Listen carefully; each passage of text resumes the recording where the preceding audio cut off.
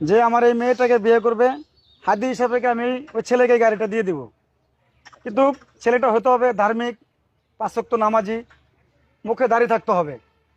আচ্ছা ওর যদি এই গাড়িটা চাই এই গাড়িটা দিয়ে দিব, আর যদি বলে যে মার্কেট থেকে ওনাকে নতুন গাড়ি কিনে দিতে হবে তাহলে ওনাকে আমি নতুন গাড়ি কিনে দিব।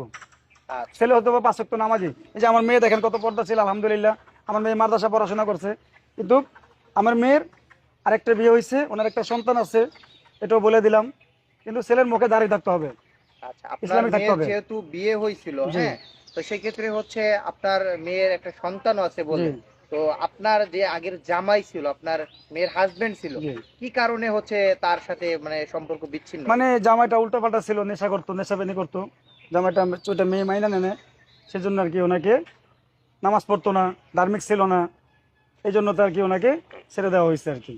আমার মেয়ে ওখান থেকে সবাই ইচ্ছে চলে আসছে। চলে আসছে। জি জি আপনার অবশ্যই। মেয়ে তো নামাজ পড়ে নাকি? হ্যাঁ, পাঁচ ওয়াক্ত নামাজ পড়ে আমার মেয়ে।